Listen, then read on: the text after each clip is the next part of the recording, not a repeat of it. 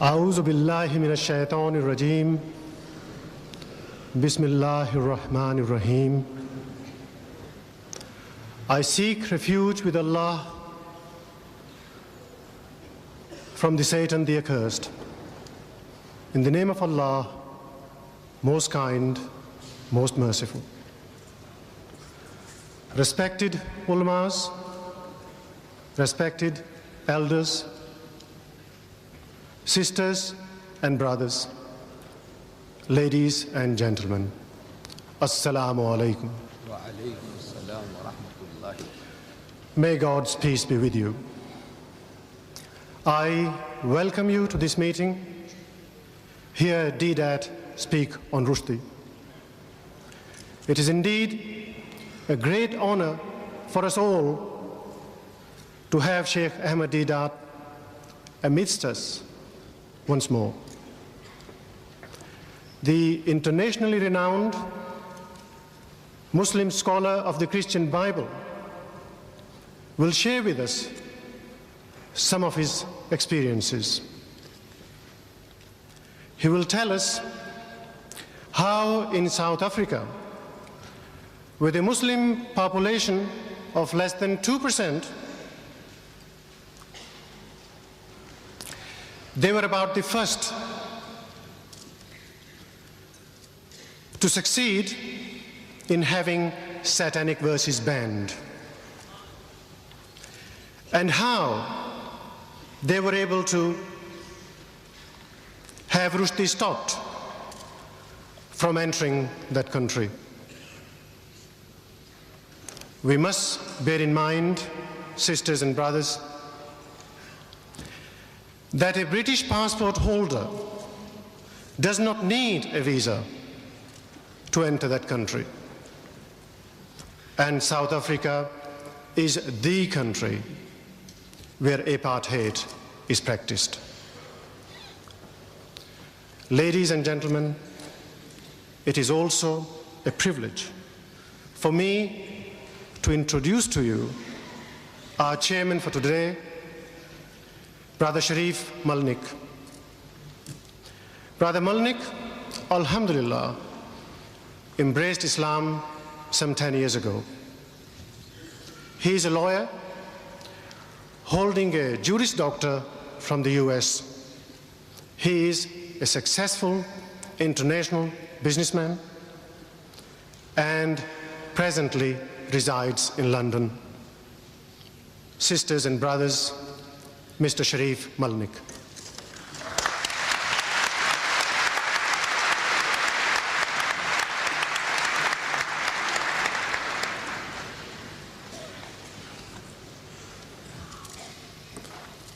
أعوذ بالله من الشيطان الرجيم بسم الله الرحمن الرحيم. Jazakallah khair. Sheikh Deidat, Brother Shamshad, brothers and sisters, ladies and gentlemen, Assalamu alaikum wa rahmatullahi wa barakatuh. Wa alaikum assalam wa rahmatullahi. Before I introduce the honorable and distinguished speaker, I have been asked to read this to you. Satan, being thus confined to a vagabond, wandering, unsettled condition, is without any certain abode, for though he has, in consequence of his angelic nature, a kind of empire in the liquid waste or air, yet this is certainly part of his punishment, that he is, without any fixed place or space, allowed him to rest the sole of his foot upon. Has anyone here actually read or heard this passage before within the last 12 months? Put up your hands. Could you, with a show of hands, please, has anybody actually heard or read this? One. Yes, I see one and approximately 6,000 people here. This is actually the first page, the grand opening, the prologue, if you will, of the satanic verses. It is really the great hoax of the 20th century that with over 1 million copies sold, with people willing to defend that book with their lives that no one has actually read the book. And if someone says they have read it, I'm sure they don't understand what they've read. Because if you have read this book and you understand what you've read, then you would not have defended it, but you would have rallied against it. This book truly represents a conspiracy against the nation. We have been fooled, all of us. Satanic Salman aptly chose that passage, which I read to you, to describe himself with no abode, punished, and with no place to rest the sole of his foot. An interesting prediction. And yet, this book was given the Book Award. It is a standard of literature which our future generations will study and be influenced by. We cannot allow that to happen. You cannot afford to allow that to happen. I should like to mention, as many in our audience are familiar with our most honorable speaker, you may have noticed that today's program did not begin with a recitation from the Holy Quran. This is most unusual for our prolific speaker, as you are probably aware if you have seen any of the 65 videotapes produced by Sheikh Deidat and his organization, the Islamic Propagation Center International. The Holy Quran will not be recited today because the speaker shall deal with the actual contents of the satanic verses. I say the actual contents because I'm sure that you don't know what this obscene book contains, and you have proved it here today, one hand in 6,000. It is the vulgar nature of the satanic verses which precludes us from reading the Holy Quran to open the program today. But, ladies and gentlemen, somebody has to do the job. Do not despair. Sheikh Ahmed Deidat is here with us today, and he has done the job for us. He is the first person to deal with the contents, the actual contents of the satanic verses, however distasteful this may be. He is not afraid to dirty his hands. For, in order to remove an impurity, one must necessarily dirty one's hands. Let us remember that it is Salman Rushdie and his defenders who have provoked and necessitated this response. I would like to warn the audience that passages from the satanic verses will be read aloud. These passages are offensive to every decent man and woman. Unfortunately, there is no other way to properly deal with this subject. So I would suggest that we have 2 minutes. If there are any persons here who are prudish, or if there are any children here, I would suggest that they take this opportunity to leave the hall. You have been warned also in the advertisements that this is not for prudish men or women. It is necessary to lay out a few ground rules under which we shall operate today. We ask, or rather insist, that you remain calm and orderly. Do not attempt to break the stage security perimeter. At the end of the lecture, members of the audience are invited to ask questions related to the topic. Allow the speaker his uninterrupted time to speak, and then you may participate in the discussion by asking your questions at the appropriate time. I have no doubt that many who are present here today are genuinely seeking truth. Let our behavior today confirm that.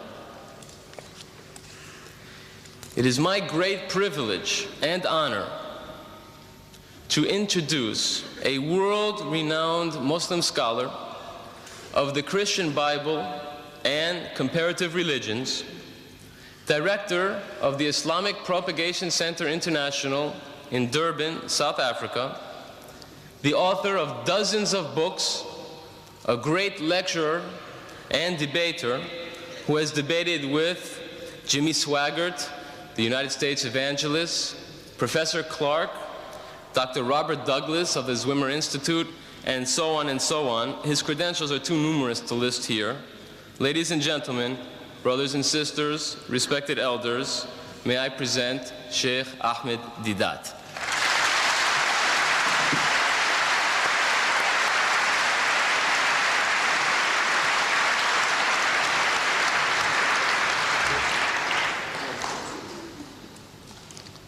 أعوذ بالله من الشيطان الرجيم بسم الله الرحمن الرحيم وإن عاقبتم فعاقبوا بمثل ما عوقبتم به ولئن صبرتم لهو خير للصابرين صدق الله مولانا العظيم. Mr. Chairman and brethren, the subject that has been advertised, as you read it in the paper, was not the original topic of discussion this afternoon.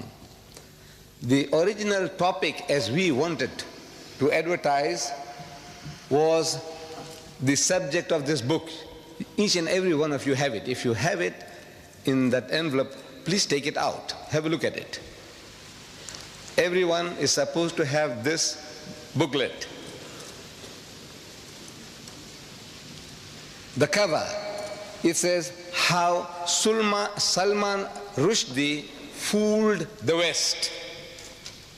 That is how we wanted to advertise, in two colors, which we had planned. We sent it over, the negatives, for publication.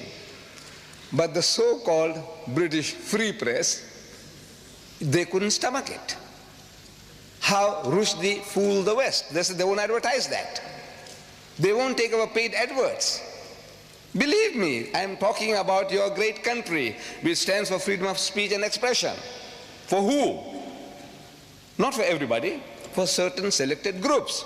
This innocent advertisement, how Rushdie fooled the West, they couldn't stomach that.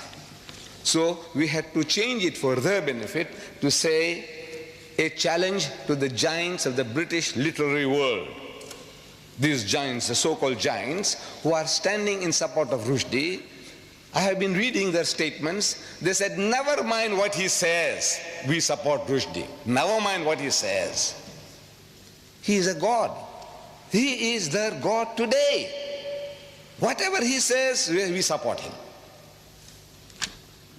How can you deal with people like that? You say, come forward. Now I want to educate you. I want you to know what he says, because you haven't really read the book. That is why you talk like that. An amazing thing, I'm telling you now, really speaking, nobody has really read the book, Muslims and non-Muslims. Because I'm meeting your people in this country, journalists, and I'm asking them, they're asking us, I'm asking them, have you read the book? Most of them say no, they're honest. But some of them, they said, yes, we have. So I asked them, what have you read? What have you read? He said, well, it's a very, very difficult book to read. I said, yes. So many people say that. What did you read? I will come to that. I will come to that in time. Now, this book came out in September 88, I take it. And there was a furore among the Muslims of Britain. A dear friend of mine here in London, by the name of Arfaq Malik, an attorney at law, a lawyer, he faxes some pages of this filthy, dirty, satanic work to me for my attention. And naturally, any Muslim, any decent person on reading what those pages contain would be infuriated, and I was infuriated. What to do? We said, this book should be banned. So we made an approach to the director of publications, a censorship board in South Africa, and showed him a few selected pages. And it did the job. It did the job. In a country where we are less than 2%, we have no vote, no voice. One white man can buy the whole lot of us out, lock, stock, and barrel. One white man. That's what we are worth. And yet, we were able to perform a miracle. We beat most Muslim countries to the draw, except for India was the first. I feel that there'll be hardly anybody here who can contradict me, that we were the second nation in the world to have the book banned. South Africa, the land of apartheid, the polecat of the world, did it. How was it done? These selected pages, we take them over to the director and say, sir, have a look at this. The Satanic Verses, page 461. You don't have to worry. This book is an instruction book, is an instruction manual. When you read it, some of the pages and things that you miss out, you'll find them here. This is an instruction manual for you all. He reads, nigger eat white man shit. Nigger. You know who he's talking about? The Africans. He eat white man shit. You know this word shit. It was so difficult for me to use here, in this very hall. There was a debate and I wanted to use this word and I skirted around and around, beating around the bush, and I couldn't come to it. I couldn't say the word shit. But now I have to say shit because I have to quote him. I said, now you know, human dung, you know, cow dung. What the hell? Therefore you were warned. You were warned. This is, look, please, if you are hypersensitive, don't come. Don't bring your women and children with you. But you have braved yourself to say, now we are prepared to listen. We are in Britain. You know, these words that I'm uttering here, I can't utter in my own country because the book is banned. I can't quote the fellow. In my own country, I can't publish this book. This tape that you will see, in case that you want to purchase this tape, videotape of this meeting, you will be able to purchase it and enjoy it at home if you want to. Put your children one side. Put them to sleep when you see this. But in my country, I can't do anything. I can't touch the tape. I can't touch the book. This is your privilege. You see, you have that freedom of speech and expression. I say, well, you enjoy. So nigger eat white man shit. So the censor reacts. He says, this is racist. He is a racist himself, but he said, this is rank racism. You know, how will the Africans react to this? This book is telling them that they enjoy eating white man shit. Because he has an afterthought, who? Satanic Salman. And on page 529, he says, black shit is bad. So for this brown Britisher, white shit is good, acceptable, but not black shit. Our censor says, look, this should be banned. We say boss, you say boss, we say boss, that's his language. You say boss, this is your privilege. He says, you know, boss, sir, master, master. He is coming to South Africa to promote his book. He says, no, we can't have him. He says, boss, this is your privilege. So the book is banned and he was banned from coming to South Africa.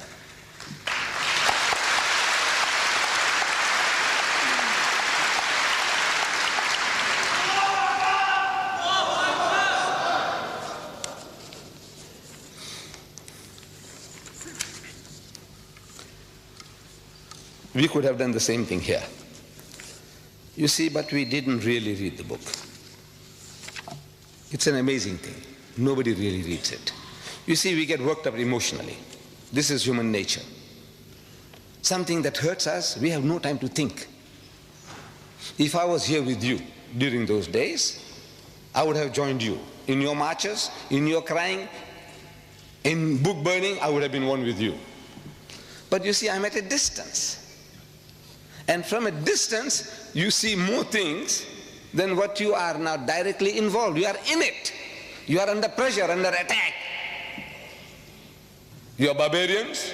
You remind them of Hitler.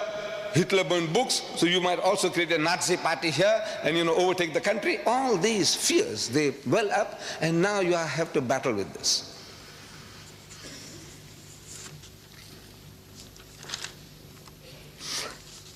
Now I am qualified to speak on this for a number of reasons.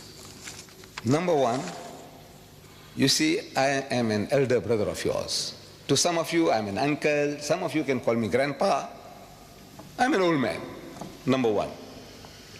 Number two, I have read the book. Nobody can say, well, look, did you read the book? And say, no, but this is what people say from hearsay. So no, I read the book. Number two. Number three, I'm one of you. You see, to everybody, I'm a South African.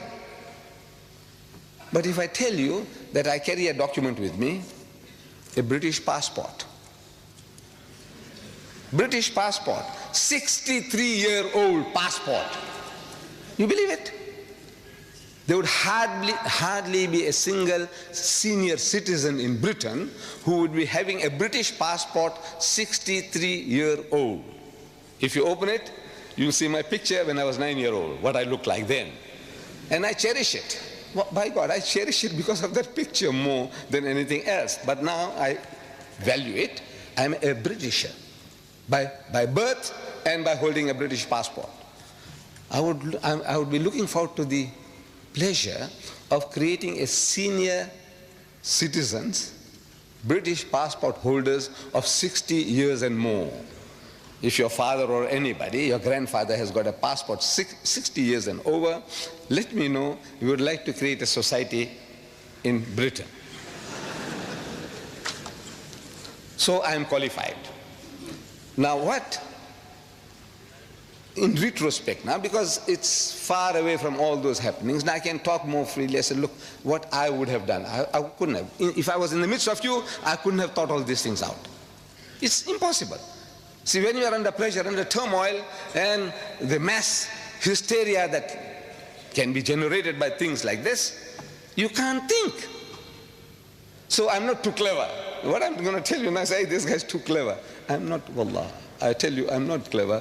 I am now benefiting from other people's experiences. I have been watching your TV debates on these topics. People send me the videotapes. I watch them. From Britain, from America. And I'm getting educated by those debates. I said, what's wrong? Why don't these people tell the fellow, when questioned, what is it that's creating such temper, such anger in you? What makes you so angry? So the guy says, he spoke slanderous things and he stored filthy language. One of these programs I'm watching, the nearest a brother came to answering. He's prodded. What did he say? And I watch his face. See, the camera was on his face. And I can see that he's in hell. He doesn't know how to get out of that situation. So he takes a deep, he said, what is it? So he said, he used a word like benchod. 50 million people, the Americans are listening. What did it mean to them? Nothing. And you get enraged. You want to go and kill the man for that? What did he say? I said, our cases have been going by default. If you read the book, here, if you took the right approach, the approach even now is not too late. I will show you ways and means. Very cheaply you can get things done, very cheaply. Not with the gun, not with the bomb, not with the stone. Very cheaply, by God. I show you how it can be done. I said, you should have contacted one of these Tory MPs. Tory, you call it Tory. This Conservative Party, Margaret Thatcher's Conservative Party. Tory. How you pronounce it? Tory. One of these Tory MPs, and showed him, he says, look, have a look at this, sir.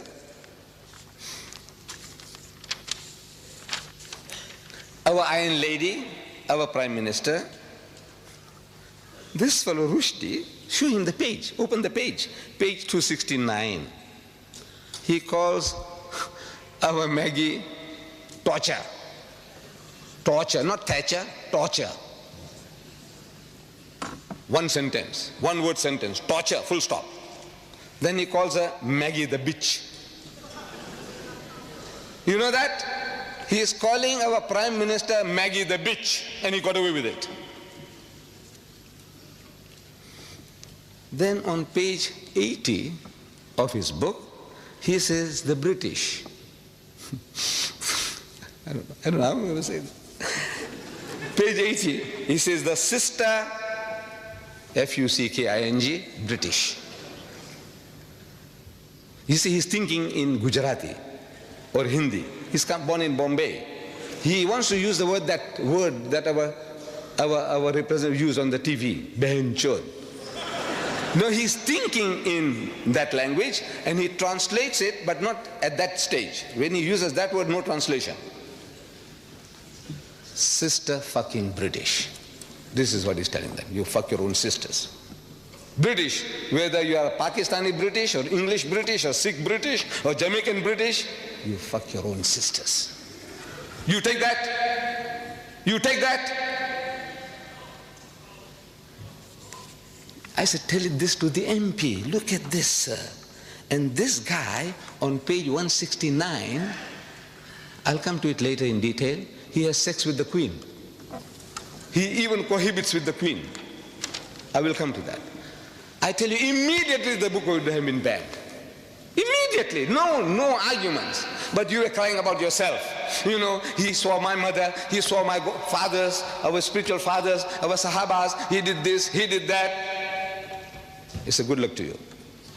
You are a people, you know, you have been a challenge to us for over 1,000 years. You conquered once Christian lands, never to be retaken. The whole of North Africa was Christian. Whole of North Africa, Egypt, Morocco, Algeria, Libya, the whole lot was Christian. The whole of the Middle East, Syria, Palestine, what you call Lebanon, all this was Christian. You came and ruled Spain for 800 years. You knocked at the gates of Vienna. You have it a challenge. And even now, when you are down and out in the gutter, even now you tell the guy, he says, look, sir, don't drink. Drinking is bad. Gambling is bad. No dating, no dancing, no courting. Don't eat the pig. Don't you? Wala taqulu salasa. Don't say Trinity. Look, you are a thorn in his side. Now for a change, your own child, one of your own, he's put a pineapple up your backside. See how it feels now? He's getting sadistic pleasures. He's getting pleasures in our pain. You cry, you wail, you burn books, you march, he's happy. He's getting a subtle revenge on you through your own. The way was to turn the tables. Bas, I don't know how you address them. I don't know how you address them here. I would say, Bas, Pakka Saheb, look what this guy is saying about you. Not about me, my mother, about you, your mother, your sister, your wife, your daughter. You show him and you see how he reacts. Some fellows tell me that the British are insensitive. They are insensitive. They have grown a thick skin. You can tell them what you like. You can swear them as you like. They don't react. I said, don't take a chance. You're making a mistake. He's highly sensitive. But his sensitivity is selective. Where it affects him, I will give you illustration, examples.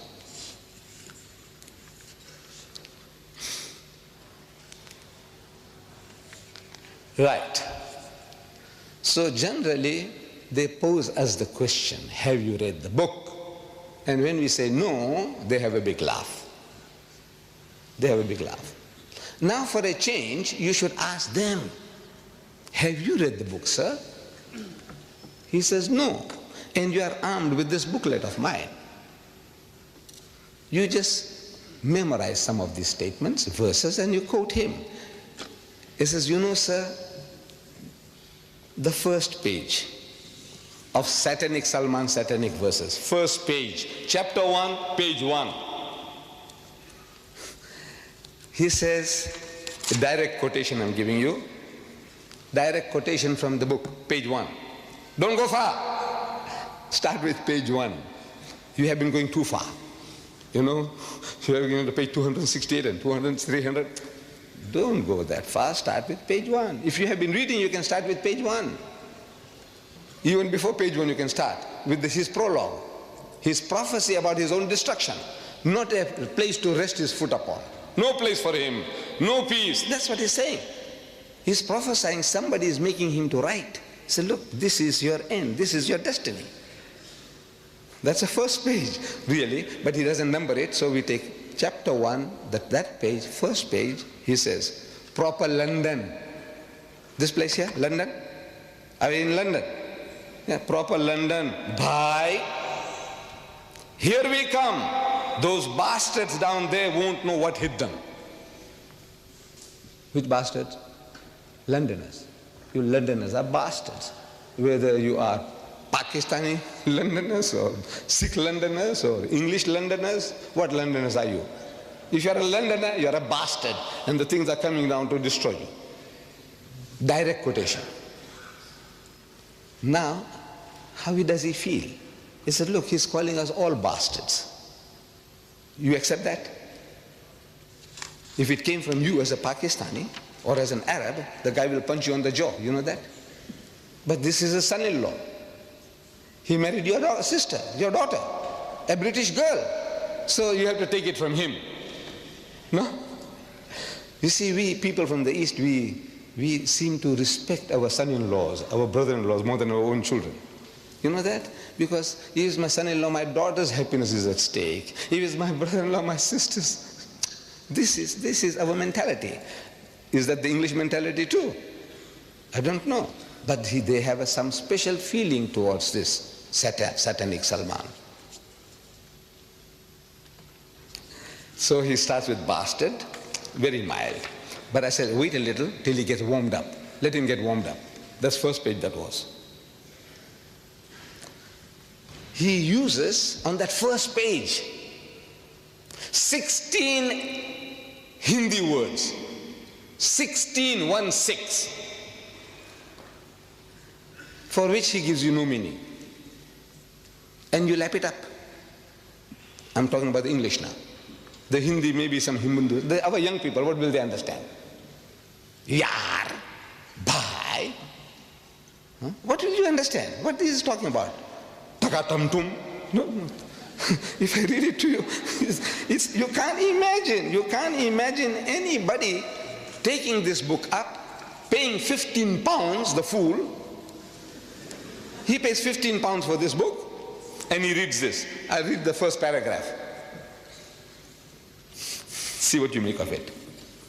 To be born again, sang Jibreel Farishta, tumbling from the heavens. First you have to die. Hoji, hoji, hoji, hoji. The Englishman understands what he's saying. Hoji, hoji. To land upon the bosomy earth, first one needs to fly. Tata, takatum. The Englishman laps it up. Very nice, very nice. What? Indian spice.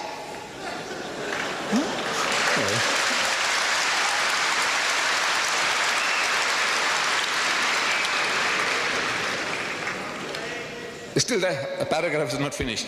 How to ever smile again? At first you won't cry. How to win the darling's love? Mister, without a sigh.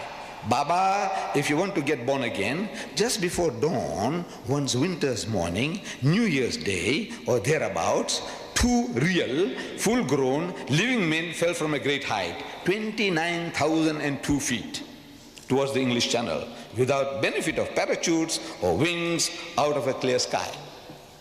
And this is a masterpiece of the English language.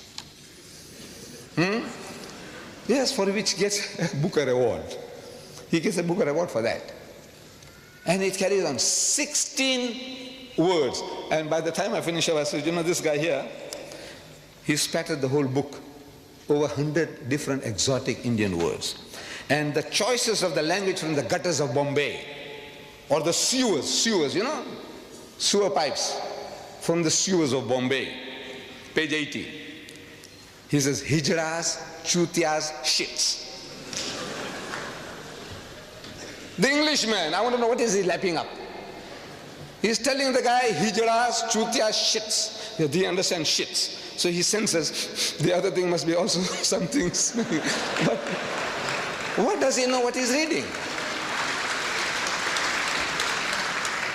And these poor fools, The French will translate that into French with Hijras Chutia Shits, and the German will Hijras Chutia Shits. And our Jewish brethren, cousins in Palestine, in Israel, in Hebrew they will write in Hebrew, and they'll write Hijras Chutia Shits. Shits, of course, they'll have the word for it.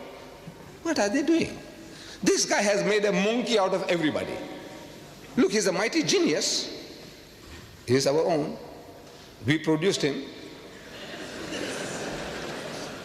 But the British cultivated him. They are his godfathers, protectors. You know, I can't even translate this. I can translate, I know the meaning. Bulk of you think you know the meaning. You really don't know the meaning of what he's saying. Very few, very rare. What he's getting away with. We should ask the Penguin publishers, sir, do you know what he's saying?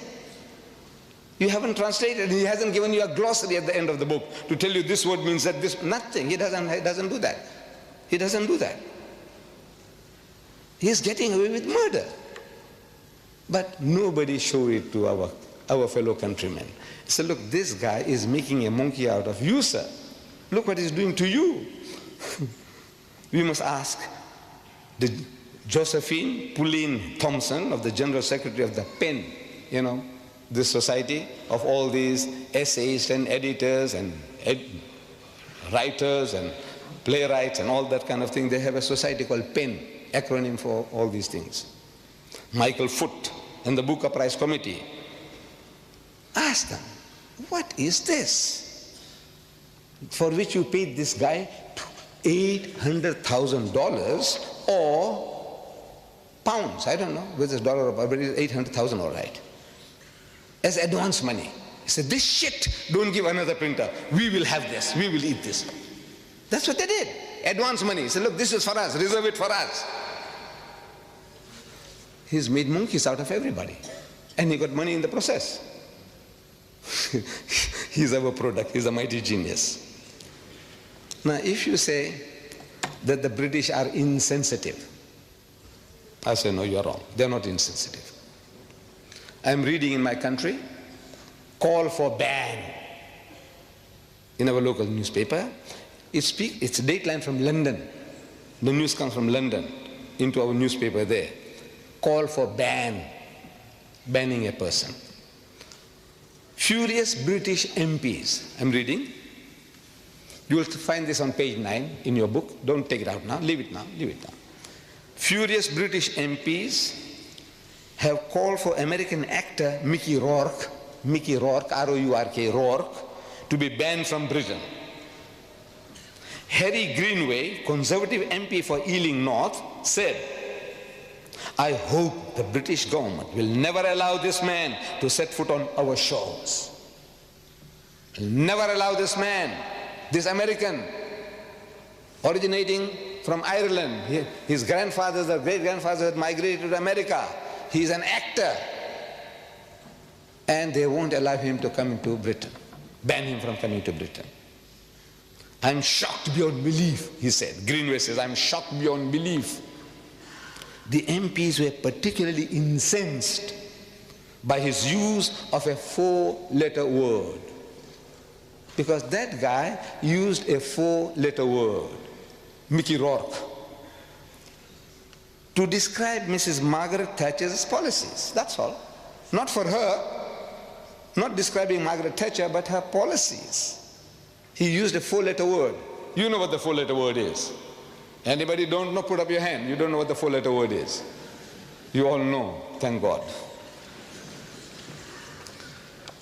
For a 4-letter word, they're so incensed, they won't allow him to land in Britain.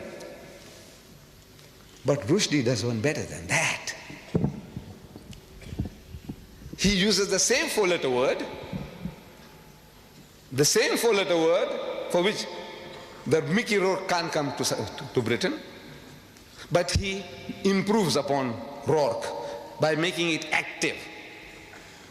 That guy said F-U-C-K, he ends it by I-N-G, ing.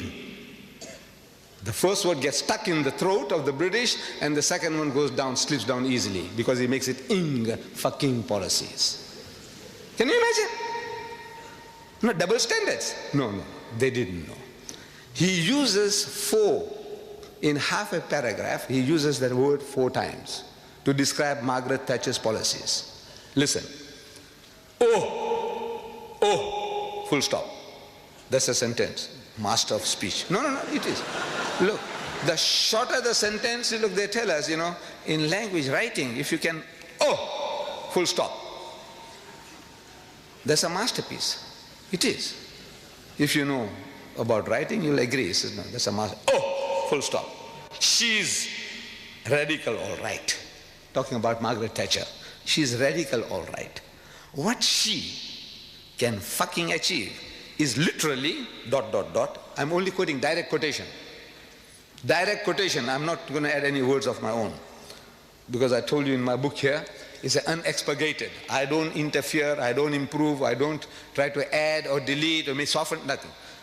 These quotations are unexpurgated as they are in his book. You can check it up. And if you find that I'm pulling a fast one on you, every mistake you take out, £100 for you. He said, no, he didn't say that, £100 at a time. Find out.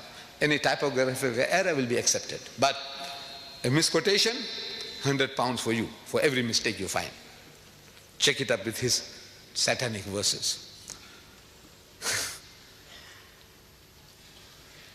Is literally ... from fucking Surrey and Hampshire ... Nobody has ever tried to replace a whole fucking class before ... No, when I say ...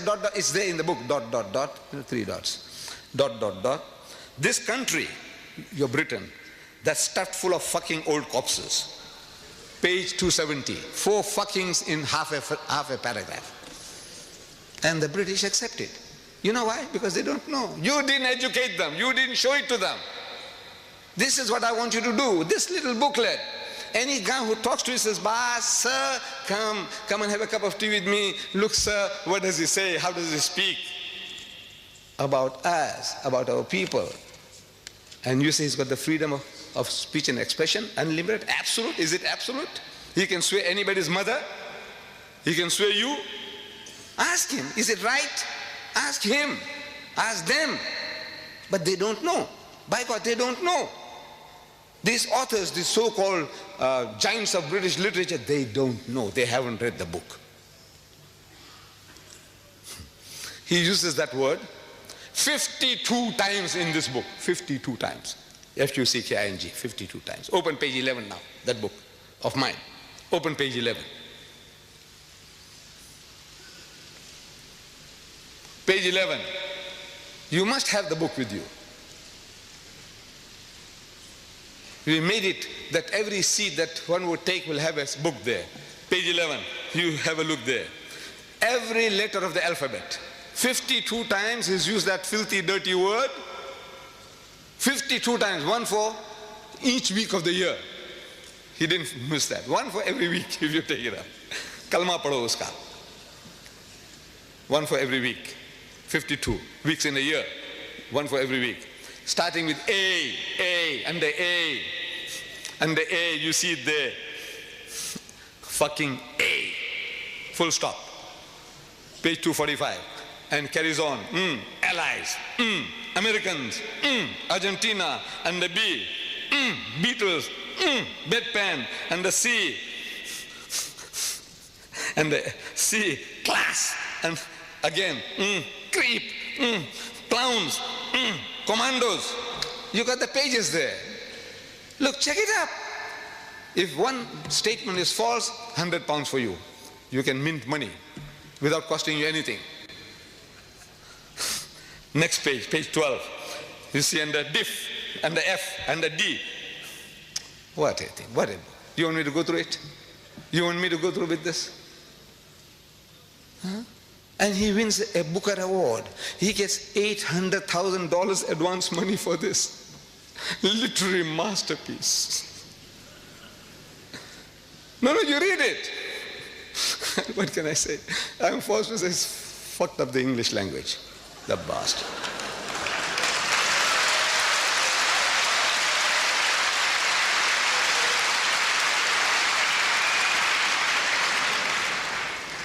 What does he say about our Iron Lady, Mrs. Margaret Thatcher?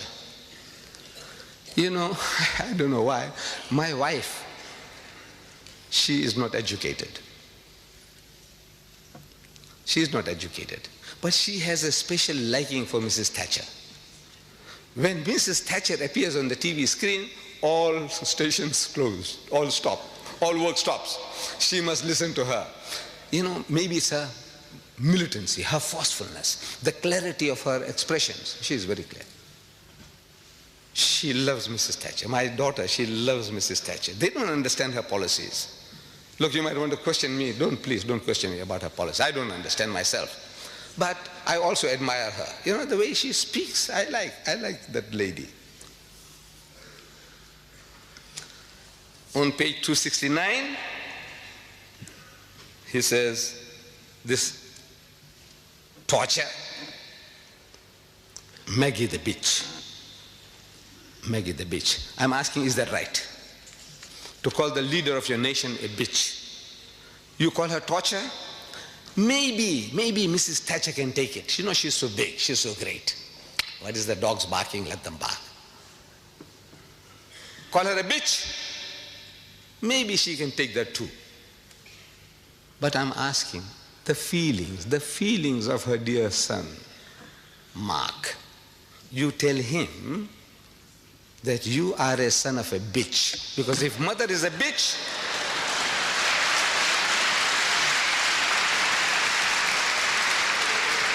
so no, I'm not saying it. Rashdi says that you are a son of a bitch.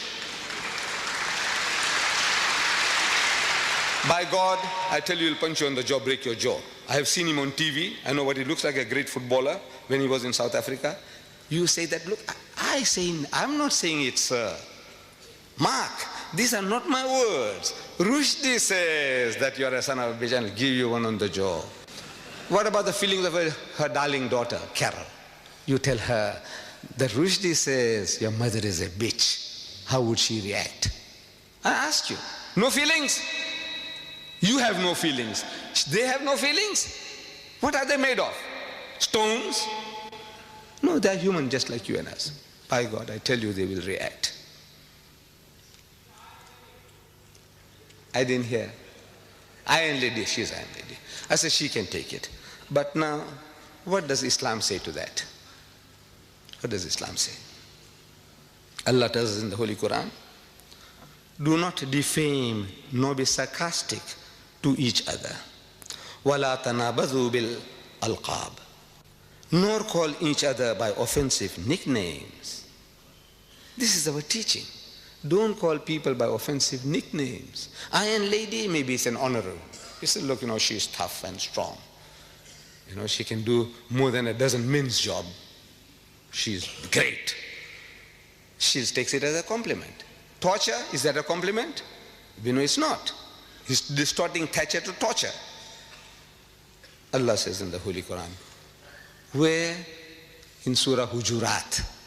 Where do you find Hujurat? In the book, in the Quran.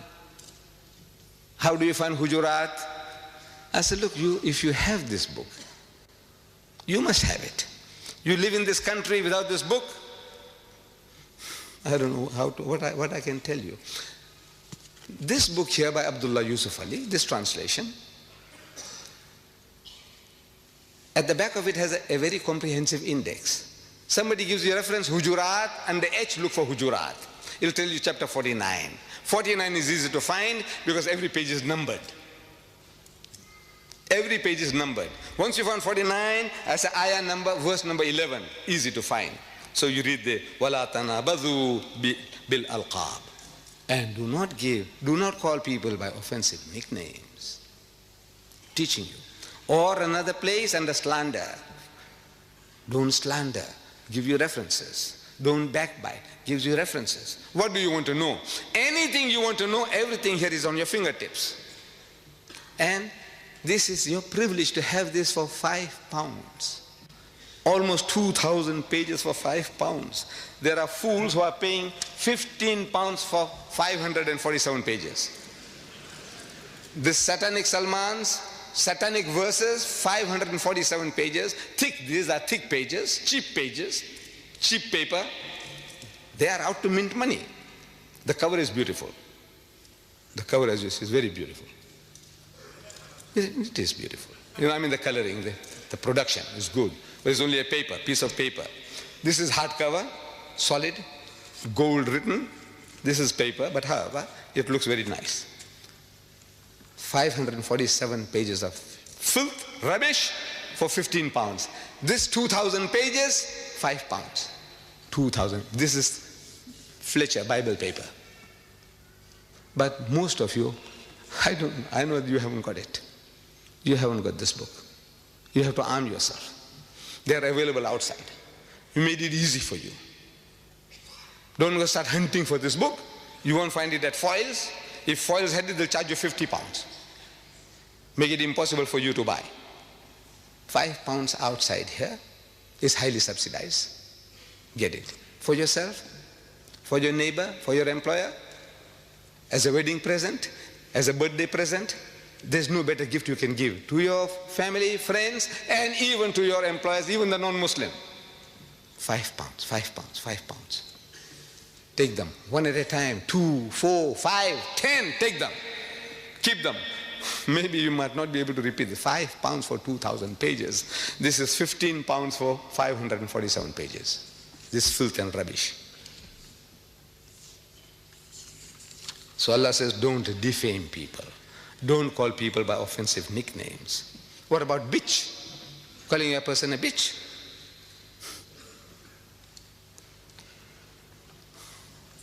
You besmirch the name of a fair lady in these terms, that she is a zania, bitch is a zania.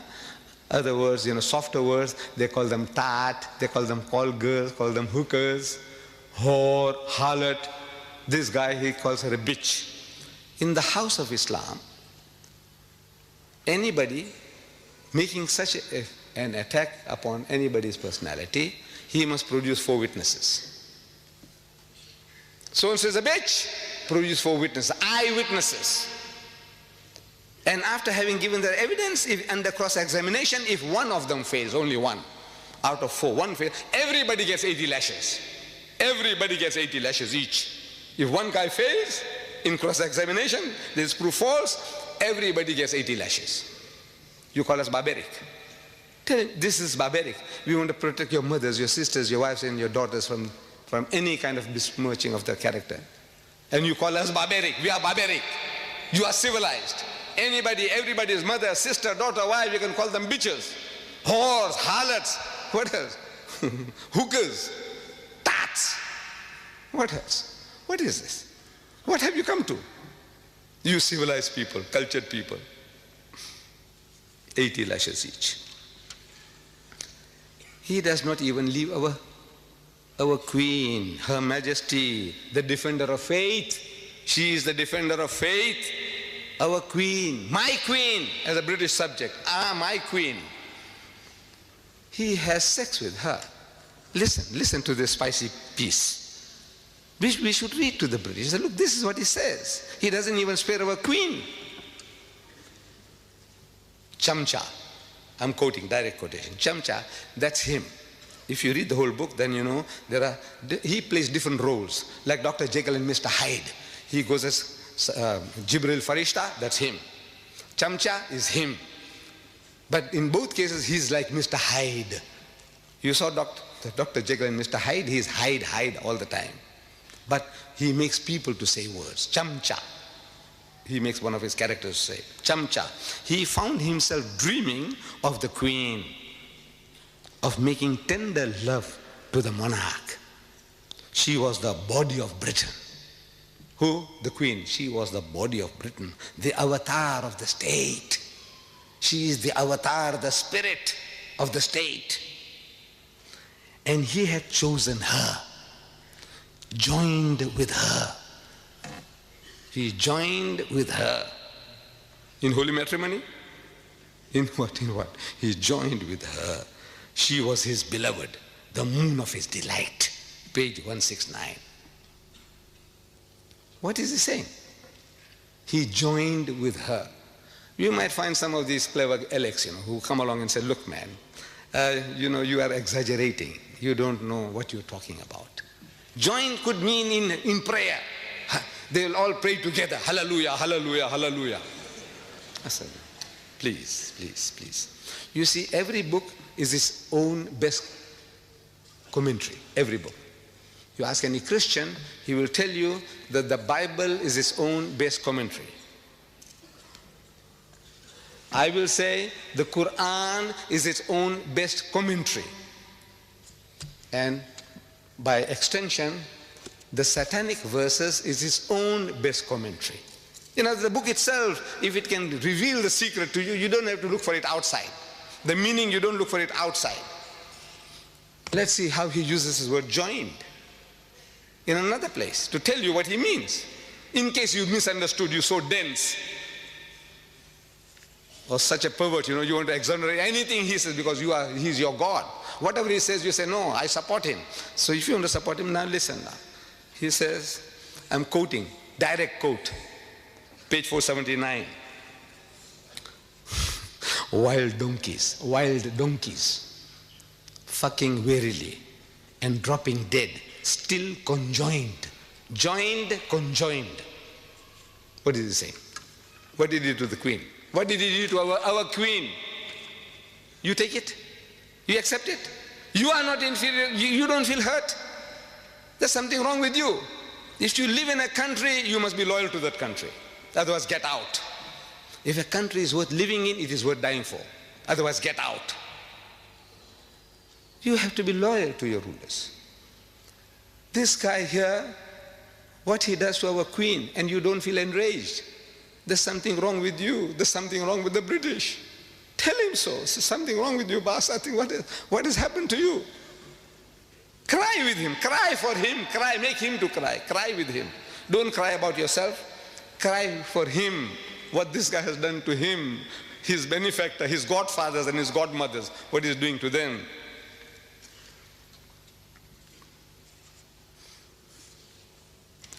They are now reading this book in public. This is an obsession. Marianne Wiggins, his second wife, American. I had read her statement before she ran away also. She also had enough of this guy. First what he did to, if I have the chance I'll tell you what he says about doing to white women. What he did to first one and he did to the second one.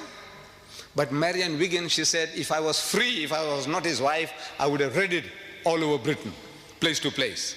At the present moment, there is a woman called Susan Sontag of this literary guild. She's reading it in public in New York, religiously, daily. She is gathering people, men and women, black and white, young and old. So listen to this new Bible of theirs, the satanic Bible, the satanic verses. She's reading it to them. And there is a young man, an Afro-American. He's listening. He's very attentive. And she's reading from the book. She says, she's reading, I'm quoting, page 261 of the satanic verses. White women, never mind fat, Jewish or non-differential. White women were for fucking and throwing over. This is, I'm reading page 261 of the satanic verses. That she is reading to the public and the boy is listening. White women, no man fat, means, they look like a lump, a bag of potatoes, sexually not very, very desirable. Or Jewish with a poly nose, crooked nose, don't worry. Non-differential, you can't make out the difference whether she is Swiss or German or French or English, what? You can't make out the difference. The only qualification is she must be white. If she's white, they are way for and throwing away. So this young man, he hears, and he's out for mischief with 5 other friends of his. He is going to the Central Park in New York, and he sees a white woman, very athletic. She's doing jogging. She wants to keep herself fit and trim. So they see her and it triggers the fellow off. This is it, man. The Bible says, satanic Salman's satanic verses says, white women, no man, fat, Jewish or non-differential, this is nice and trim, so they go for her like a pack of wolves, and one fellow bashes her on the head and she falls unconscious, and they gang raped her one by one.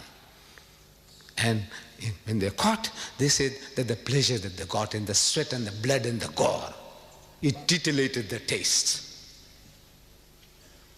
You're programming people, can't you see? With filth. This is how you program, create devils and morons. Brainwashing, they're being brainwashed.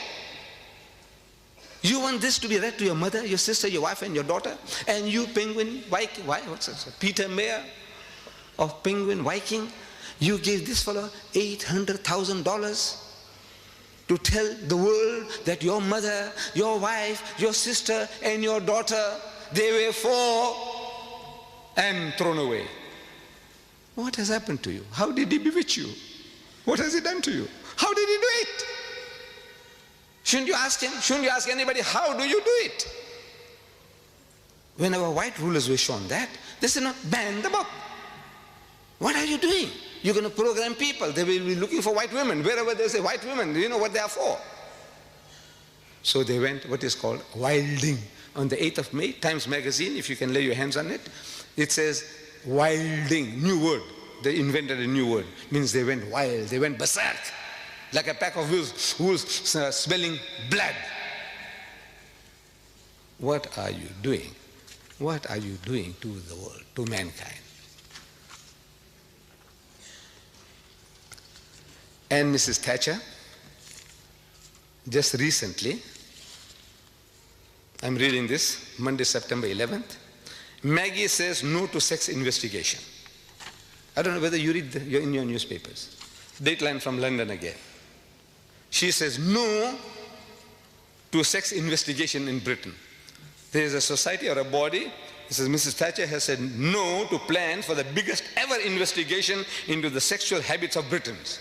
They want to know the preferences of the British men and women in sex. This is no. Maggie says, no, you shall not do that.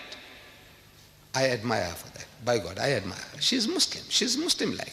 Maybe she's reading the Quran.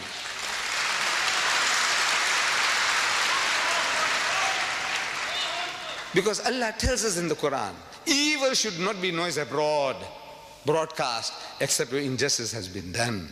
Because once you say things, there are things you can insinuate and you can program people.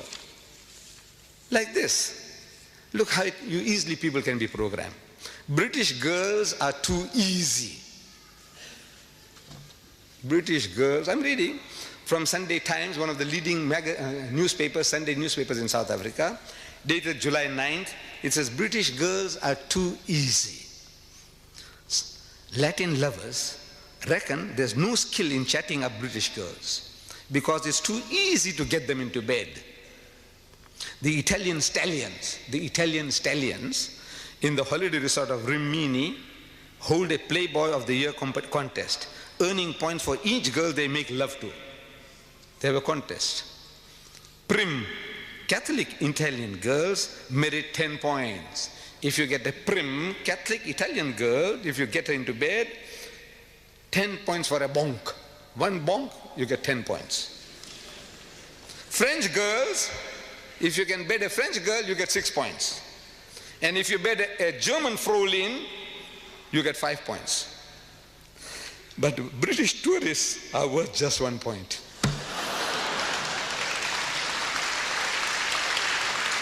What are you doing? Your daughters, your sisters, when they go overseas, every guy's doing, I say, man, this is the easiest meat. What you doing? Even if they're not, now everybody is making approaches. Like a beach in season, that every British girl is like a beach in season. Anybody comes, anything goes. This is what the guys are saying. You want to have a sex survey here? Here, September 16, 1989, The Economist, your news magazine, The Economist, says a woman was raped on a London tube. You know, your underground. She was raped. So they carried out a survey. And a survey showed that only 24% of women thought the tube safe during the day, during the daytime. Only 24% of women thought the tube safe during the daytime, and only 1% at night. You know what they're telling you? This is semantics, playing with words. They're telling you that 99% of your mothers and your sisters and your daughters are terrified at night, 99%. But they say only 1% feel safe. Instead of saying 99% feel unsafe. The masters of language. This is how they do it. You want the world to know? You want to take statistics? Dr. Kinsey, the American, he did it. The Life of the American Female. The Life of the American Female by Dr. Kinsey. I read it. I read it. But I will not allow my wife to read. Fortunately, she can't. But I will not definitely allow my daughter to read. Why? Because by reading that stuff, it's going to pollute their minds. It'll give them filthy, dirty ideas which they could never have imagined.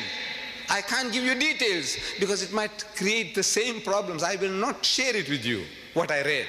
Dr. Kinsey's Life of the American Female. If you read it, it's the same. The British female is the same. The French female is the same. The German female is the same. On the average, it'll be the same. Gives you ideas. Filthy, dirty things. Mrs. Margaret Thatcher is wise. She says, no, you shall not do it. I take off my hat to her. By God, she's acting as a Muslim. This is Islam. These things you don't do. And even what they call, this is royal gossip that even British rags won't publish. Look, they have certain standards. You know, rags, British rags, these rotten papers, filthy, dirty newspaper, they talk about all the filth and the dirt, pornographic thing. And bigger headline, not even Britain's notorious gutter press. You have a gutter press here? Even notorious gutter press dares to print the story Yanks have read, the Americans have been reading. What? Mum's the word about Zara's dad. Mum's the word, keep quiet. Don't utter anything about who is the father of Zara. Who is Zara? She is the daughter of Princess Anne. Now they're insinuating that she is the bastard child of Peter Cross, who was her bodyguard. 8 years ago, he committed adultery with her, and he got this child, which was given out to the world as the child of Peter Phillips. But she was not. She is a bastard child by Peter Cross. The picture is given. The princess is there. The princess is there. And the dashing detective is there behind the princess. What are you doing? What are you insinuating? You are destroying the life of a child. Can't you see?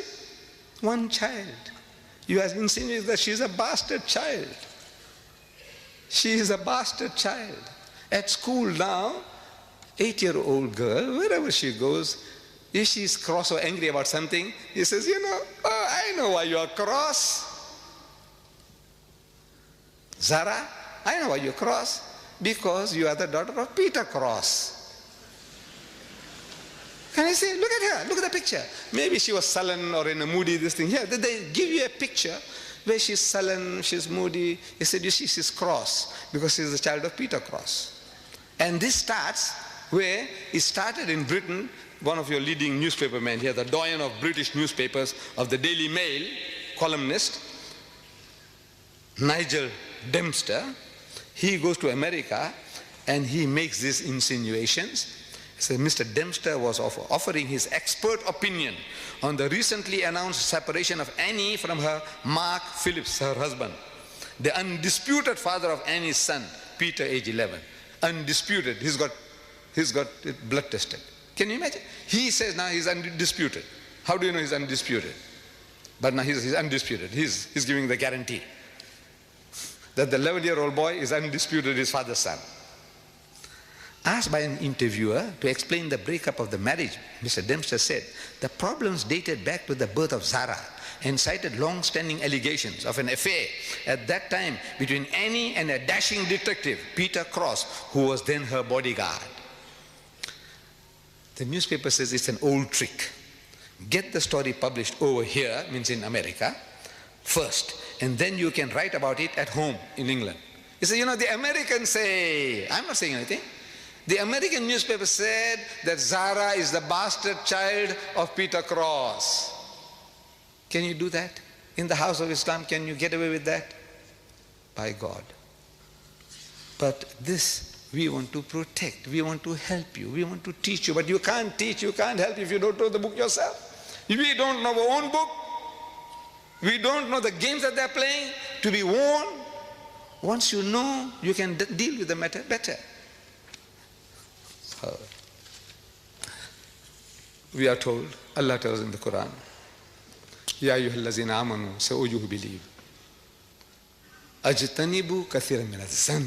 Say, avoid of much of suspicion as possible. Inna ba'da dhanni ithmun, because in most cases suspicion is a sin. Wala tajassasu, and do not spy upon one another. Wala yaghtab ba'dukum ba'da, and do not backbite or slander one another.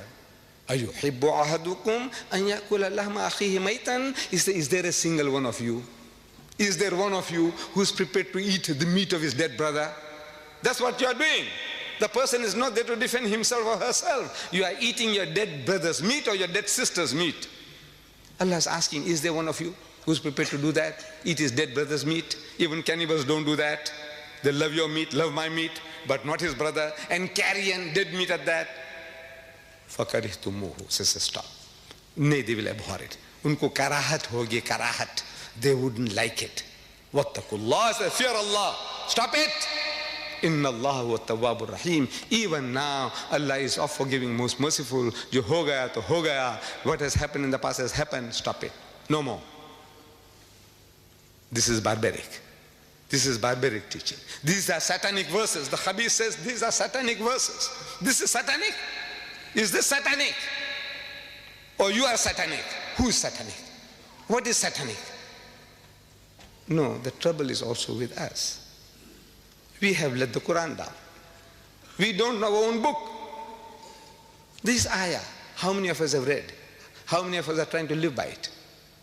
Very few. You know why? We are not programmed with it. To be programmed, you read, and you become aware and implement it in your life. This was from Surah Hujurat, again, chapter 49, ayah number 12. Don't spy, don't snoop, no snooping, no slander.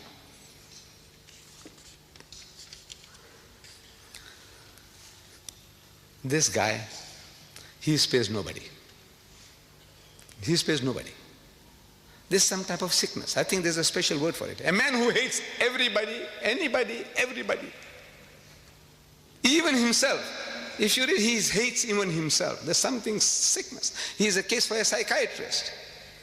But he is an evil genius for writing. And there are conspiracies at work. Conspiracies, people are conspiring for this. They want this to be done. They want this guy to do. They gave him advance money beforehand. So come on, man, write this book. It's a grand idea that now you can slaughter the Muslims with filth. I said he spares nobody. Even my Hindu cousins. My ancestors were Hindus. I come from Bombay, India. My ancestors were Gujarati Hindus. I'm thanking Rajiv Gandhi. We all Muslims, we must thank Rajiv Gandhi for banning the book. But I'm telling him in my little booklet, I says, Rajiv, you have done yourself a great favor. I will not attribute motives to him. Oh, he wants to curry favor with the Muslim voters. No, don't do that. If a man has done a good deed, acknowledge it. Rajiv, I thank you for what you have done. Thank you very much.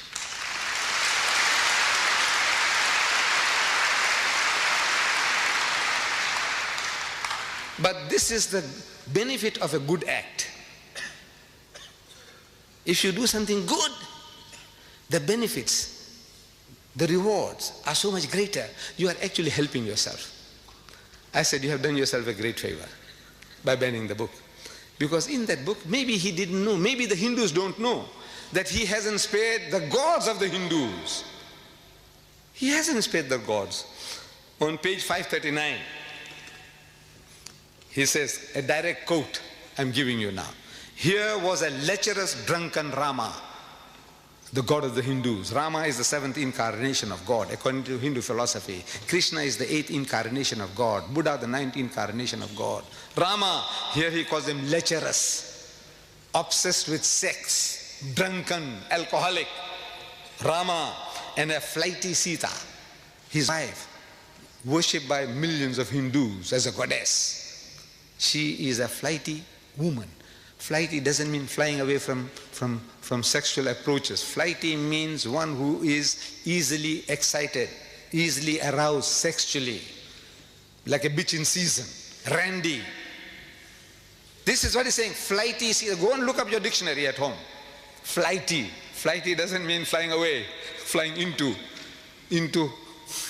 illicit sex.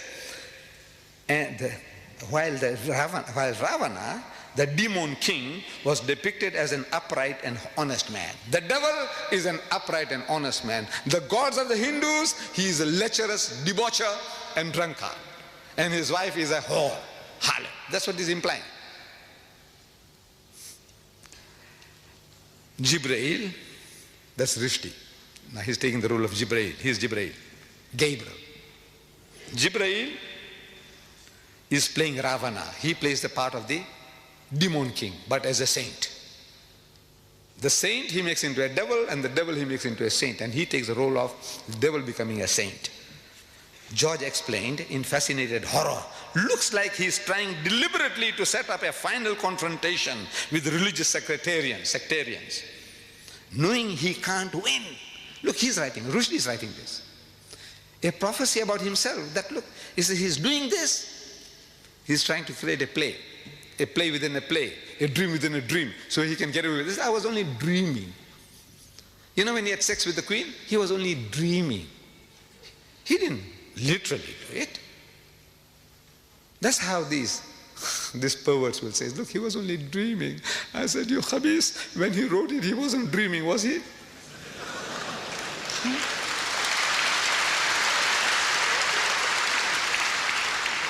So it's a dream within a dream. So he said, look, it was a dream. This guy dreamed and that other one dreamed. Let other dreams. He says, a final confrontation with the sectarians, knowing he can't win, that hell he'll be broken to bits. Page 539. That he will be broken to bits.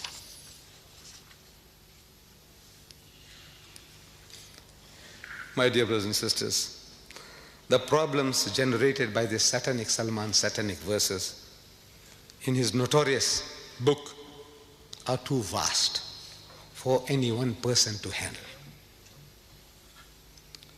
Please let me conclude that if such are the priests, these are the priests, the prophets of these atheist and agnostic people, these are their gods. If such are the priests like Rashdi and his fellow travelers, with a Bible like the satanic verses, God bless the congregation. And if such is the congregation, then God bless our queen. God save the queen.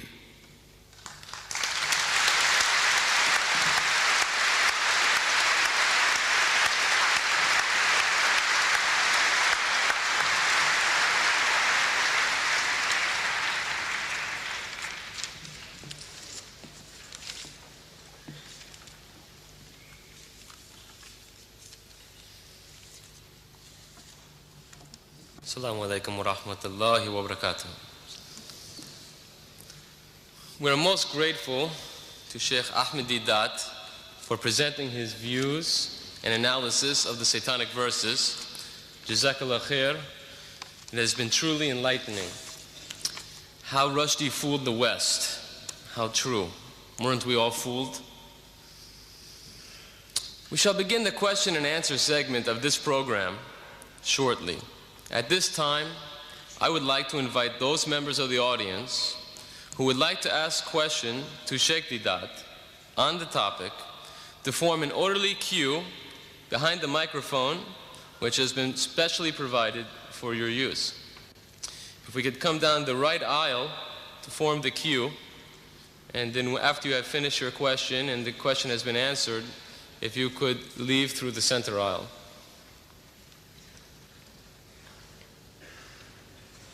Identify themselves. They can identify. While you are forming the queue, it is essential that the following guidelines be strictly adhered to, so I would like to fill you in. This will avoid the chairman having to interrupt the questioner. This is a question time, not an opportunity for you to make a speech. If you want to make a speech, then I suggest you hire a hall, such as Sheikh Deidat has done today, the Royal Albert Hall, and he has graciously consented to entertain your questions. Please, only one question per visit to the microphone. If you have further questions, please just go down the center aisle and take your place at the back of the queue again. So this way, more people have an opportunity to ask questions, and as well, we get a broad range of questions. Please do not interrupt the answer. Ask your question and be respectful enough to listen to the answer. This is not a debate. Finally, please keep your questions succinct and related to the topic of today's lecture, how Rashdi fooled the West. It is not fair to the speaker or to the rest of the audience to ask a question on another topic. There are many tapes which you can purchase after this question segment which will deal with all of the other topics. There are approximately 65 tapes. If you could see Brother Shamshad, I'm sure that he could help to fill any needs that you might have to get any of the videotapes. They can identify themselves and ask. And also, if you would please, before asking your question, identify yourself and then proceed to ask your question. Okay. I think then we're ready for the first question. If you could please, sir, identify yourself and ask your question. Assalamu alaikum. Wahib Hassan, a student. Just like to ask, should Rashdi die?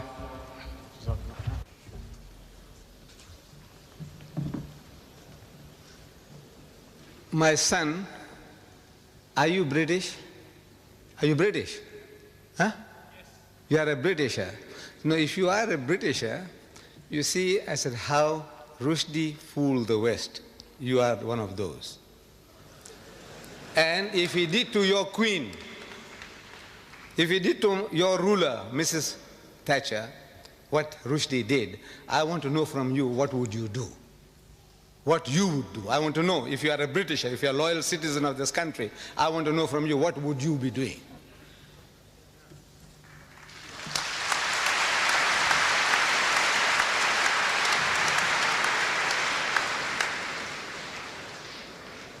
Incidentally, the topic of should Rashdi die really is a separate topic, and there is a video cassette. It's Should Rashdi Die, the Islamic Verdict, which also is available outside. The next questioner, please.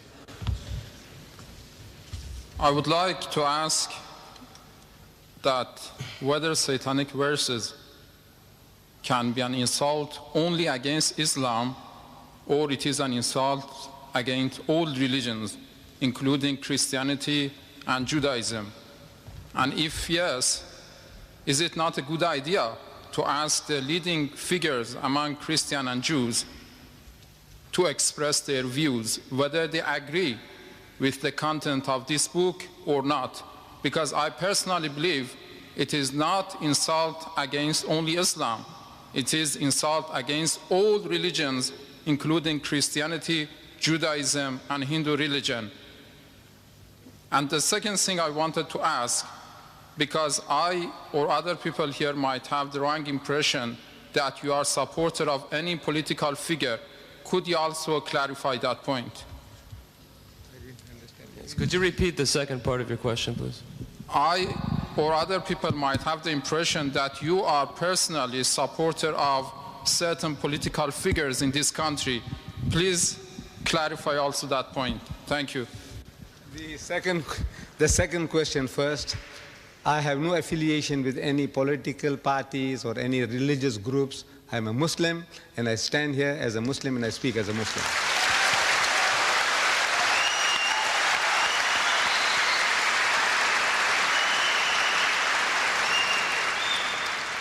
With regards to the first question, you see, when I said how he took the West, more specifically tonight, the British, for a ride. Now the British, you can't say the British are only Christians. My Muslim brothers say they are British. The Jews in this country say they are British. The atheists say they are British. So I said, look, everybody is involved. You don't have to carry any religious label, affiliation, to specifically address you. He says, now look, you as a Jew, you know, you are being attacked. You as a Christian are being attacked. I said the whole of humanity, or the whites in general, and we Muslims in particular, everybody is attacked. So we don't have to start separating. I said, now where is your stand? You as a Britisher, whether you are an atheist or a Muslim or whatever you are. If you are a Britisher, you live in this country, you have been enjoying the benefits of this land, I want to know what is your stand, what must you do? And I told you, I spelled it out for you. The thing we have to do is to educate the people about the book. When he opens his mouth, Rashdi, so come, let us talk. This is what I'm suggesting, that you call the people for a dialogue. Sit down, man, give him a cup of tea, give him your bhajjas and samosas. I don't know whether you understand that. You see, you ask the Pakistani what I'm talking about. You know, I don't know whether you are from Iran or from where, what the bhajjas and samosas, whether you understand. But our bhajjas and samosas will do the trick. Give it to the guy, and talk to him.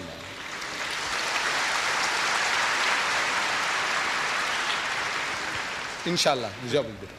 I 100% agree with what you say, and I think it's a very good idea that in rational debate it's pointed out that this book is insult against all the religion, not only Islam. The whole of humanity, the whole of humanity.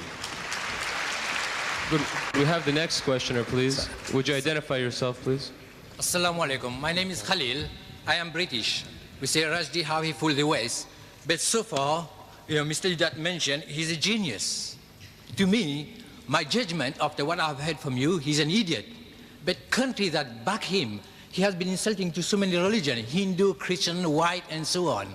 Now, for them to back the book, what would you call those people who support him to let the books go on? Me, as a Muslim, I say he should be banned from writing. Because he has caused... The thing is now, you educate the people in power. I said they will do the rest. If you had shown to Maggie what he says about Maggie, you didn't do it. You didn't do it. You didn't tell the people, he said, look how he's abusing our queen. Did you? Anybody did it? Did anybody go and tell the people, he said, look what he's doing to our queen? They are tolerant in this country. This is the problem. They are tolerant. They can accept, like we say, the Iron Lady. There isn't a Britisher you can go and tell him that he's the son of a bitch. You go and tell him and see how tolerant he is to you.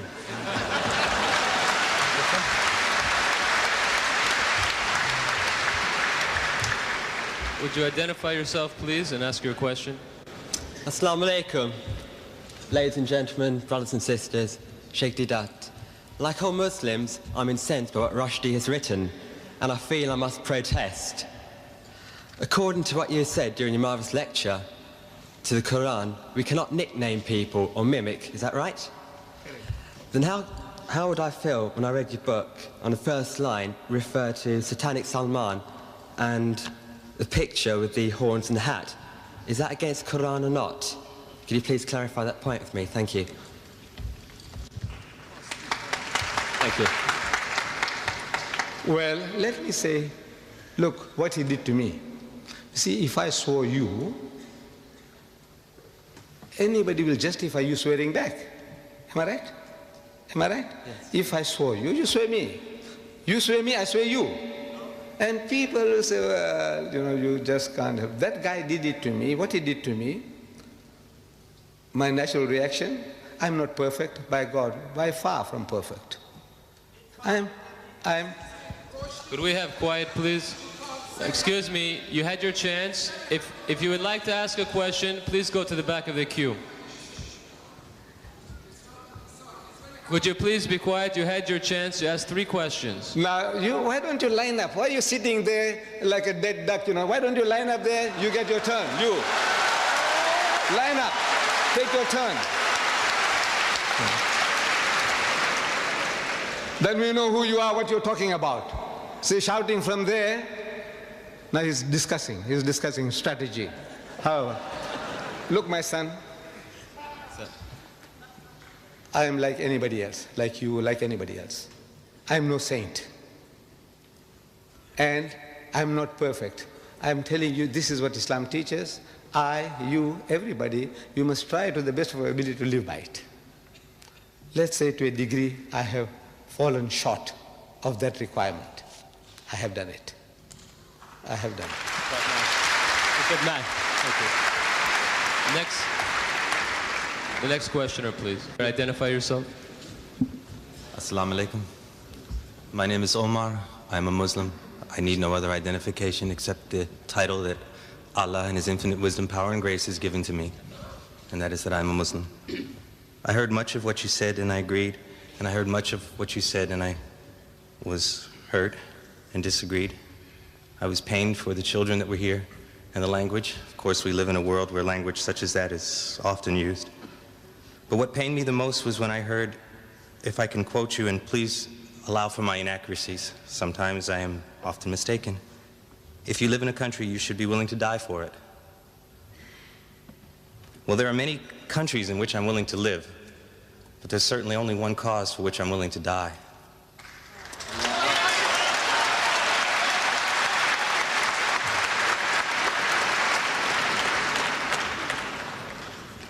Please clarify yourself if you could. Yes. Thank you. You see, I made a statement that if a country is worth living in, it is worth dying for. I did say that. Islam teaches us that if you can't live, you can't practice your religion, you can't do things right, then you make hijrah. Allah tells in the Quran that His earth is vast. You know, for provision, He will provide for you. Make hijrah and go. Go somewhere else. You have no right to remain in a place now. If you are not allowed to practice your faith, your iman, our thing is now, if you are not in a position to practice your deen, you must get out. That is all. So, but if it's worth, I said, if it's worth living in, your country is at war and you sit at home and say, let the people die for you, for your children. I says, no, you must be prepared to defend the country against any outside attack. Right is right, wrong is wrong. But you owe certain loyalties to your country. If you're in Pakistan, you have to defend Pakistan. If you're in Saudi Arabia and there's conscription, in my country, there's no conscription for the black man. But if there is, I can't help it. He said, look, if you live in this country, you have to fight for this country. Otherwise, get out. So this is the answer I can give you, my brother, that I said, if it's worth, if you think it's worth living in, then it's worth dying for. If it's not worth living in, then you are free.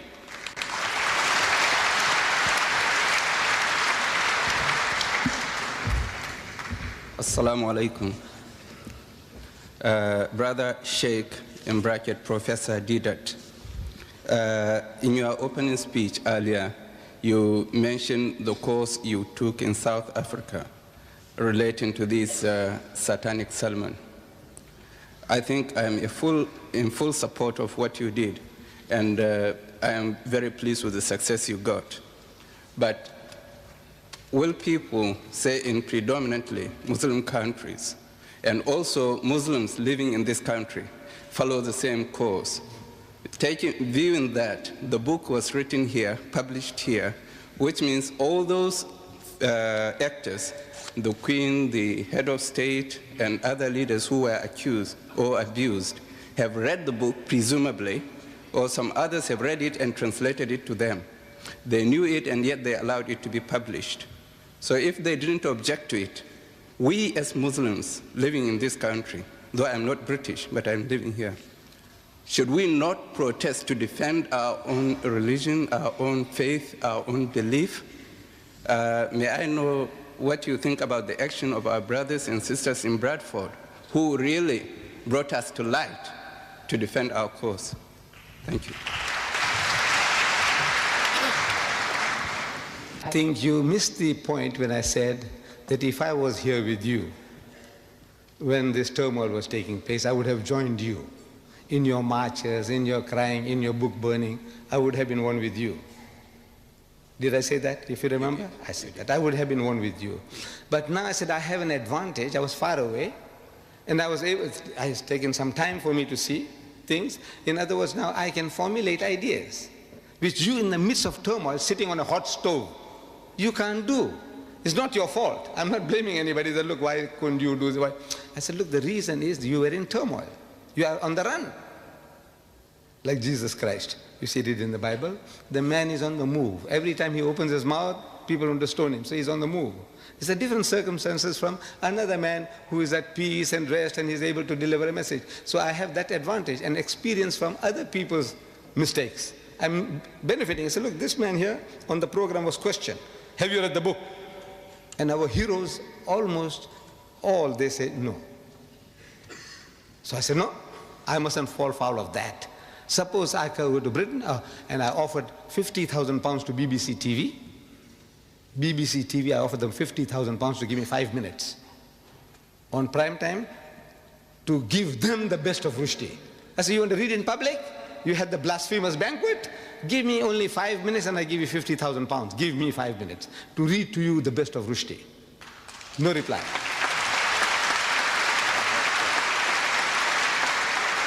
I offered ABC and PBS TV in America $50,000 for 5 minutes. Give me 5 minutes. Why I'm able to do that is I'm benefiting from my other brothers' mistakes. They made certain mistakes. I said, no, I won't do that. You know, I might just share this with you.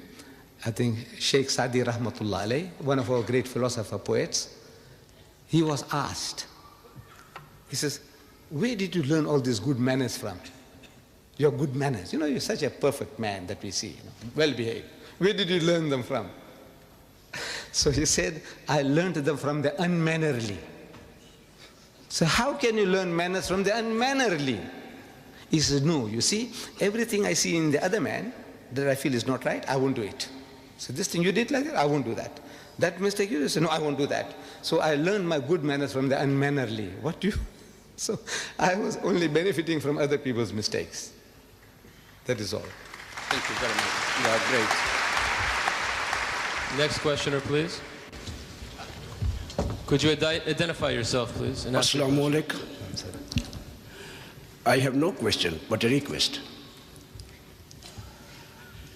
A request only to Dr. Didhat, what he's doing in this world, to be translate one share which I will research and invite everybody to come in speaker corner. Nikal kar khankaon se, Dr. Iqbal says, Maulana Lolabi Kashmiris, in Kashmir is translated in Urdu. Nikal kar khankaon se. Sir, could you ask your question? Ada kar rasme shabiri, ke fakre khankai hai fakr andu wo dilgiri. आप सबका काम है निकल जाए घरों से, बारकों को, मस्जिदों को, जहां कोई एक सफेद मिलता है उसको रुश्ती की शैतानियत से आगाह करें. Please translate in English.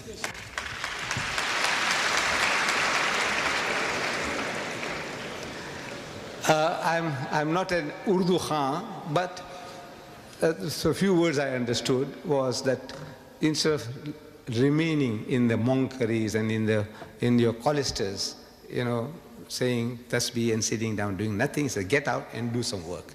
That is what is. In essence, that's the message. Assalamu alaikum rahmatullahi wa barakatuh. Brothers and sisters, Sheikh Ahmed. It's all right us saying, right, to stop Salman Rushdie for what he's done to the brothers and sisters. But don't you think he's done the damage already to us? Don't you think what he's done already is very bad already? So don't you think that if we did see him, our natural reaction would be to do something to him? Wouldn't you think so? For what he's done to us? You are a Britisher? Yeah. Right. Your feelings are my feelings. Yeah. Can we have the next questioner, please? Would you identify yourself, please, sir? Assalamu alaikum wa barakatuh. After all the things that that Salman Rushdie did, said, and would he be allowed back into Islam? Would he be allowed to accept Islam again? You see, accepting Islam, this is in the hands of God, whether Allah accepts. If you commit murder, rape, whatever, you commit a crime. Now, if you make istighfar, repentance, sincerely to Allah, Allah can forgive you. But in the house of Islam, the Sharia takes its course. Allah can forgive, but the Sharia won't forgive. You committed a murder, deliberate murder, you deserve to die, life for life. But in the hereafter, your recompense is there. Allah says, all right, okay, you sincerely repented, I forgive you. That's his prerogative. But the Sharia has no right. The Sharia won't allow you to forgive if you do a crime.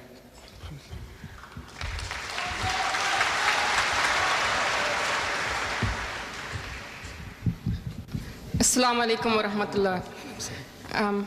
My name is Sayyida Kirmani, and I'm a British Muslim. And this question is to you, Brother Deidat. You mentioned in your course of speech the Islamic punishment for adulterers and slanderers, but you haven't mentioned the punishment which says in the Quran for the blasphemy that Rashdi committed. And as a Muslim, and as far as my knowledge goes of the Quran, your approach to Rashdi affair is in contradiction of Holy Quran. My second question is... Now that was a statement. My second question is... That was not a question, that was a statement you made. Do you agree with this? What? Do you agree with my statement? What statement did you make? What did you say? In Quran, the punishment for blasphemy against the Prophet of Allah is quite different. It's either by death or by stoning or cutting arms and legs. And that's what it says in Quran. Yes. Right, I'll answer you, my sister. We were dealing with the subject, how Rashdi fooled the West. Now, this thing I was telling you is so vast that this one person or one time you can't deal with everything. I have dealt with this problem. Now, this will be the third tape. Third tape on the same problem. Should Rashdi die? The Islamic verdict. Should he? There's the question. But now you have to get the tape. Can you tell us? Because we're all here. No. This is another lecture. You want me to deliver another lecture? Not just say No, wait. We started here at 2:30. It's 4:30 now. This will take another 2 hours. You want me to expound to you for 2 hours? Look, you can't just make statements. You have to get this tape. I'm only asking you if you agree with the Quranic punishment or you don't. I agree what the Quran says, and here we deal with it in total, 2 hours. So you agree with the Quranic punishment? As a Muslim, how can you disagree? That's all I want. I think that...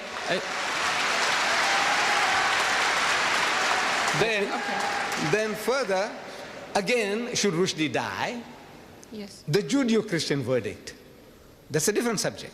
Now, at that subject, you said, look, what about Islam? I said, look, when I was talking about Islam, you said, what about... I said, look, wait a minute.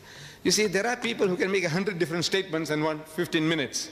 Unfortunately, I can't do that. You see, if I touch something, I have to explain to you the whole situation.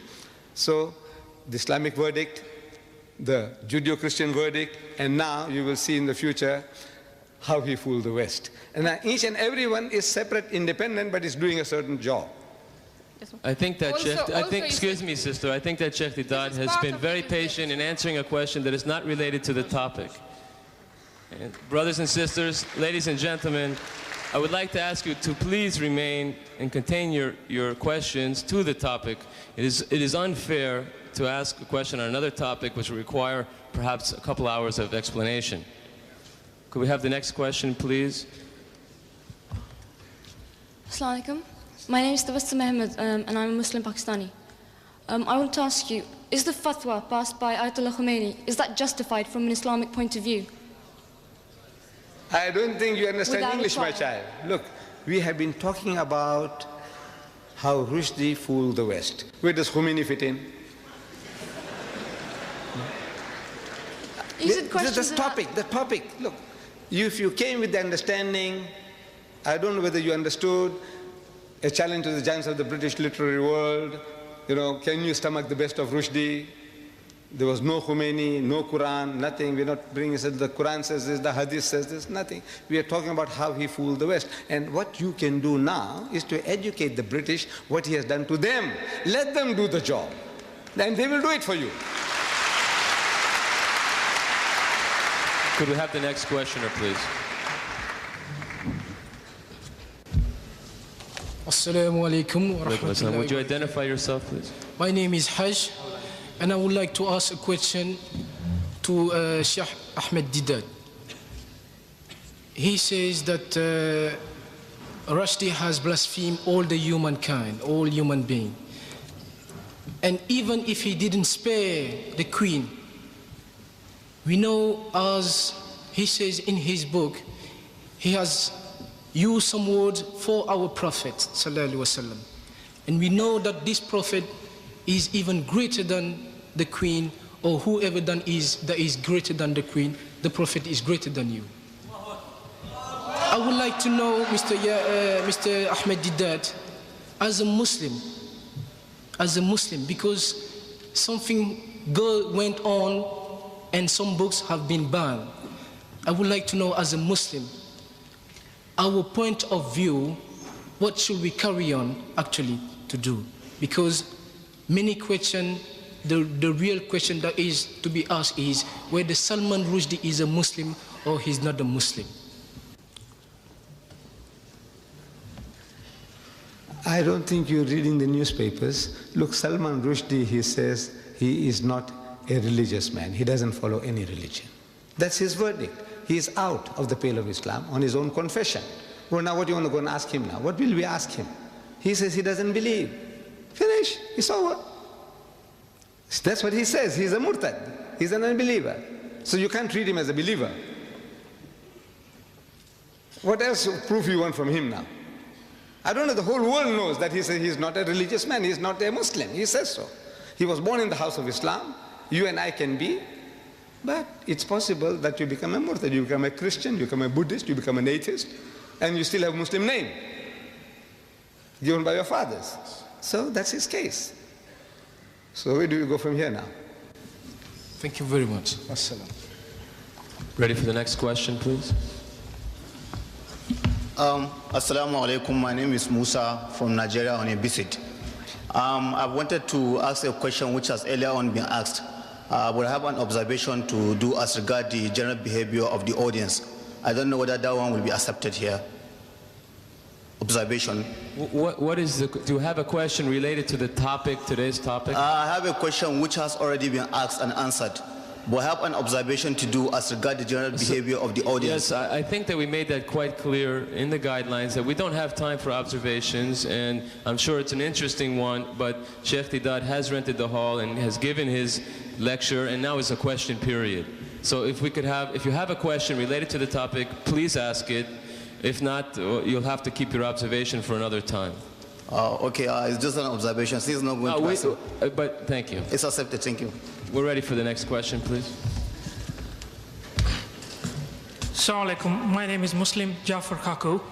Can I first of all thank you on everybody's behalf for presenting such a different way to what satanic verses is actually saying. The second thing I wanted to say was, can you make sure or do some effort in helping us to give this book to each and every household in Britain as well as in America or in Western countries? We will try, inshallah, but we need your support. Can you make sure in helping us, if you can, by video as well?